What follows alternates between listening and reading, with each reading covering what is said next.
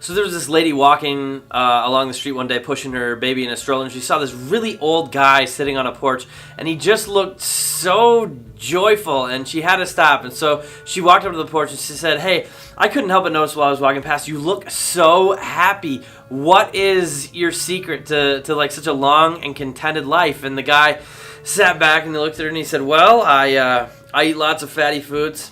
I don't exercise. I smoke a pack a day, and I make sure to drink plenty of whiskey." And she was a little surprised. She said, "Wow, how old are you?" And he smiled and proudly said, "I'm 28.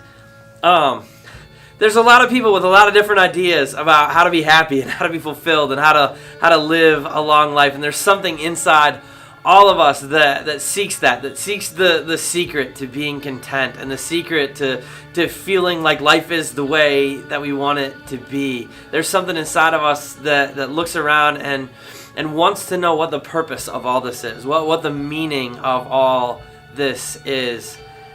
But it's hard. It's hard to figure that out because our world is broken. Like in this shattered, random space that we inhabit, it's really hard to figure out what the meaning is and what we should do with that and what we ought to spend our lives pursuing, what we ought to attach meaning to and seek meaning from, and what isn't going to leave us empty at the end of the day. And luckily for us, the wisest guy who ever lived wrote a whole book about it to help us discover what we ought to give our lives to and what the purpose of it is. Solomon wrote the book of Ecclesiastes, and he basically did two things. And the first one was he agreed with us that life is really messed up and the world is really broken, and it's really hard to see in all of the good things happening to bad people and bad things happening to good people, like to see meaning in that and to see some sort of system that makes sense. And Solomon took a look at the world. He tried everything there was to try and said, meaningless, everything is meaningless.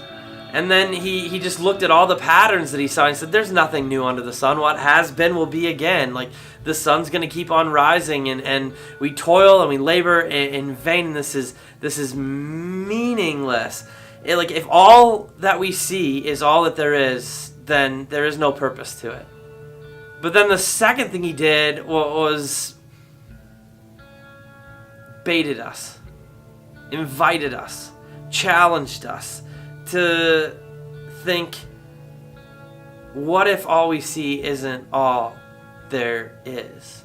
He pointed us in a different direction. He said God set eternity on the human heart and asked us to consider the idea that all we see isn't all there is, and to look up and look above and look beyond through a whole different lens and a whole different perspective, this lens of eternity, and see a God who is at work even in the midst of the brokenness, who created the world that got shattered by our sin and then didn't leave it that way, but is at work now doing something big and something huge. And Solomon invites us to see that we were created for more.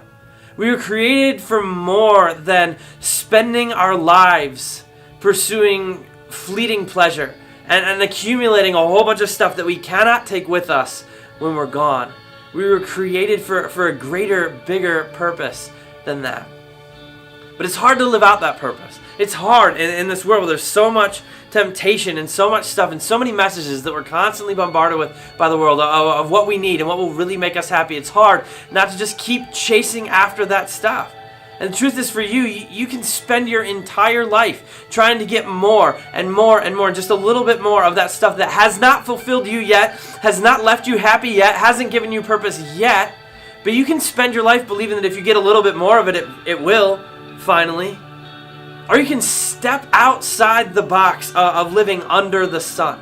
Step outside the box of the broken world that you're living in and look through the lens of eternity and realize that you were created and that you're here right now for something more. And you can use your gifts and your wiring to be fully leveraged for the cause of God in the world. Like God invites us to be a part of what He's doing here and now, to make all things new and set all things right and draw people to Himself. And He's gifted each one of us uniquely to do that. And He's inviting us to step outside this prison that we live in under the sun, in this broken world where it's hard to find meaning, and where so often we chase things that really don't matter, that we can't take with us, that have no lasting, meaningful value to us.